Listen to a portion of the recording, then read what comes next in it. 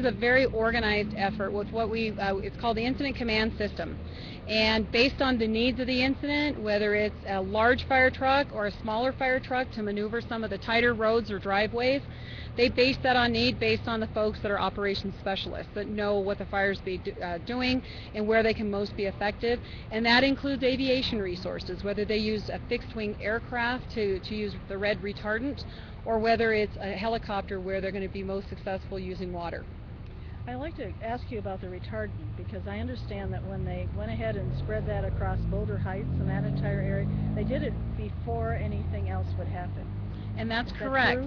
That is correct. It's retardant. So what happens, I had an opportunity to speak with some of the tanker pilots, and they said that when they have the retardant, the color of it being red is because when they put it down on the ground, they know exactly where it's at. So they can come back and find it's a dye that they have in there. But that being said, they put it out in front of the fire in order to retard the fire. And those swaths that they put in at a minimum are 75 feet wide in order to get the fire to stop and not advance any further. It's all fantastic. I mean, there's so much technological, info that goes into all of this in fighting fires today. But what would be, if you were to say to all the people who are tuning into Boulder Channel 1, which is worldwide, what would you say to people in regard to this entire fire? Well, our incident is one of many that we've seen over the years, seen throughout the nation, and we're seeing in other countries. Australia had devastating fires, Russia's had devastating fires, Greece has had them, and we've had them across the United States as well. And one of the things to remember is, as a fire community, we like to refer to it as emergency response personnel, because it could be fire, it could be medical, it could be police officers. That we all have the same job for the most part, and that's safety being number one. However, we all are specialists at what we do. I work with media and information, but yet you have the resources in law enforcement, the firefighters, and even though we're kind of termed in fire, we're all specialists that are kind of. It's amazing to me. I've done this for over 10 years, and it is amazing. And that's so I can imagine for someone who's never seen this before, to see an entire city of 1,100 folks just pop up from that many states that quickly, that efficiently, and that safely. It is truly amazing. I agree. It's totally amazing. Wonderful work. Your work and your keeping the media informed and so forth, I think, has been really helpful. And also, the media being able to respond and then tell the public. I think that's been very important. You've been really open about a lot of things. Well, and absolutely, we want to make sure that the community is informed, and by us informing the media and keeping the community informed, it also keeps the firefighters informed. My husband is actually up on an engine. He's been up there since Monday, so I too fall into community as well, as far as wanting to know what's going on and what his status is. Where is he? What is he? He is actually, and I know that they're tracking him, and I know he's got certain job duties that he has, but we've seen each other in passing, and we've gotten to wave, and so I know he's fine and I'm fine, and that's the life we have. One thing that I think is very critical and important for folks to know is the outpouring of support has been amazing across the nation. The local fire chiefs, in conjunction with the state fire chiefs and the local firefighters, actually have a relief fund specific to the folks that lost their homes, the firefighters that were affected, that will go directly to them, and they appreciate the baked goods. However, we tell folks, with the food items, that fills one need as far as hunger, but there's going to be so much need, whether it's clothing, whether it's replacing homes, that a donation to that versus bringing food will serve a multitude of needs that are going to be coming in the future.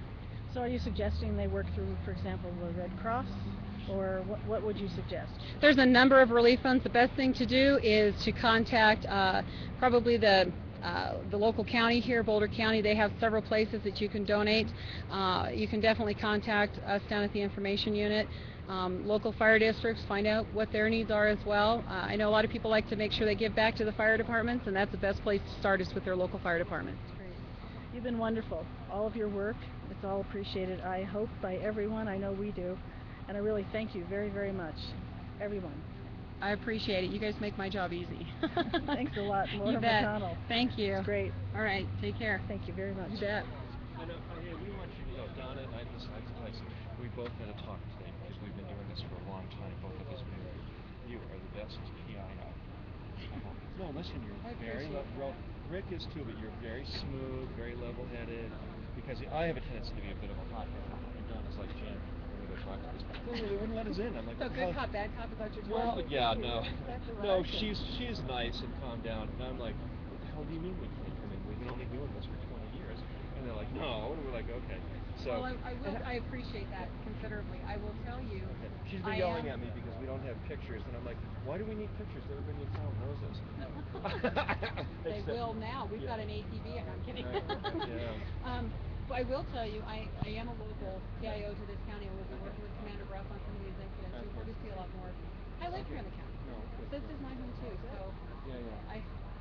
I was driving home the other night, and with everything going, I thought, I hope my husband's okay and all this stuff. Yeah. And I'm listening to John Denver. Now, how much Colorado does that get? There you go. I mean, Rocky Mountains, why? I know. Just listen, I was listening to John Denver too, and I'm listening to like new age music because I can't take anything else. There you go. Yeah, I know. My sister had a lawyer that she would work with on different things, and he listened to Metallica before he went in and saw it. He was an effective lawyer, but hey, if it works for him, go for it. Very. Well, I appreciate that. Yeah, it's your whole thing. We're rolling, so we're not going to go to this conference because. Okay. But did you? I would go, but I'm not driving. Can we get an update? Do you have an update right now, or not? You know what? As far as I knew, because I actually did get one before I left, and pretty much Can they. we do it? Can we do it right now? Yeah. Here we go. It Here we may go. not be what they're going to give at 7. Is Here you that go, okay? Donna. I'll let you run the camera. Okay, we're back with Laura. She's going to give us an update on everything. Fire away. Okay, so as far as today, I spoke with our operations folks before we left, and fire crews are still getting a good handle on this. At this point, the fire is really not that active. There's just a couple of little areas that they've been working on today. They feel confident that they've turned the corner on this. Last we saw, it was about 56% containment. That is anticipated to go up in the next several days. Okay, good. So that's pretty much, we're coming to an end, huh? Well, even though we're going to reach 100% of containment at some point, even beyond that, there is so much work, so much rehab that needs to be done up there.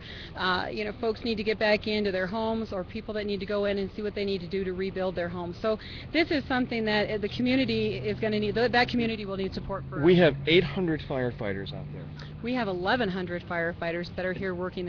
And they're all working. Everybody's out there with a hat and a blue shirt. I mean, a yellow shirt, and they're working the fire trucks. And in that, you have folks that are building maps for those firefighters, that are feeding those firefighters, that are making sure that the area is safe, that they get the sleep they needed, medical unit, and then, of course, the operational folks as well. Are they all out at the reservoir?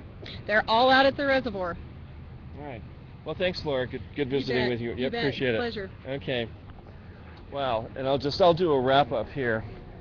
Yeah, a few questions. And hey, Donna, come on out here. Yes, you do. Come here. Are we both in? All right. All right. Jan Scott and Donna Merrick. We are actually we are at a fire station in Boulder. We're not going to tell you where we are because they asked us not to, so that this particular site doesn't get run over by the public. There have been a lot of sort of bloggers and people that have pretended to be media who've tried to get into some of these events, and I think citizens who've lost their homes, that's not a big problem, but this is really, these guys are doing a great job. It's like having an army come in and set up in one day. It's absolutely phenomenal. That's my take on it. 1,100 people coming from all over the country to 22 states fire trucks to help this little community, which is Jesus. And save not only lives but as many houses as possible. It's really a fantastic effort, and they all work together in the agency. Let me go check the camera. No, is it? Well, what do you mean? Are we in? Now Don and I have worked together for the past 10 or 15. What's up?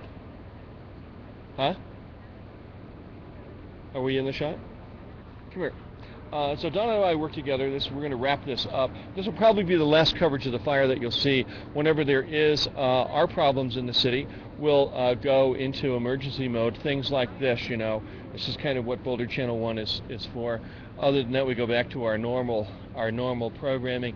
If something happens between now and the next couple of days, like the fire blows back up, we will start going live again and do more live coverage like we did on Monday and Tuesday, where we sped out a lot of information. But today really was about the people and the firefighters who did the work. Well, Well said. It is. It really is all about the people anyway. And to be able to meet some of these firefighters one-on-one and talk to them about their experiences, see some tears in the eyes and so forth, it's a great experience, and we thank them all for what they've done.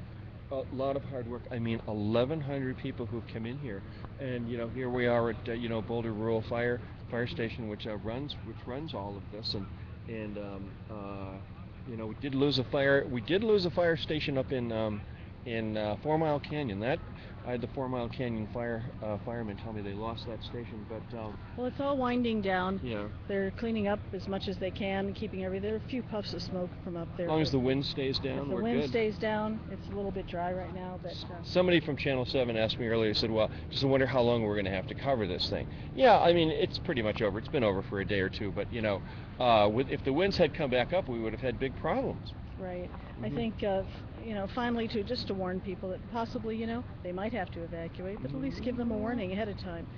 Thank goodness it wasn't necessary. And one of the firefighters told me earlier, they said everybody at home, those of you watching, look around your house, and everything that you can see around your house right now, the guys that had their houses burned down, they're missing all of it. So if that's a fork over there, they don't have one.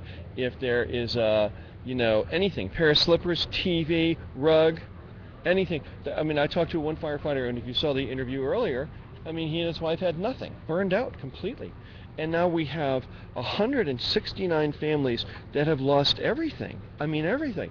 And that I think is where, the community is really going to have to step up. I mean, just think about it. We're going to need 174 dining room tables, 174 big screen TVs, 174 times 2 tennis rackets, basketballs. Well, that's well said too, Jan, but most of these people, so we find out anyway, are insured. So the houses are insured. Will the insurance cover your basketball? Insurance gives you a sum of money to rebuild your house and so forth. I can't imagine that's enough. It's going to take a lot of time and dollars to rebuild their lives. All right, so that's where we really need to help. Okay, I'm Jan Scott. Donna Merrick. All right, here at Boulder Channel 1, covering the Boulder file. This is the, what is it? Fourmile. Yeah, wrap up. Fourmile Canyon fire. We will not be coming back on live. That's pretty much it. I may do a talk show on Jan Scott Live later in the week about some of these things, but for the most part, we're done. Good job. All right.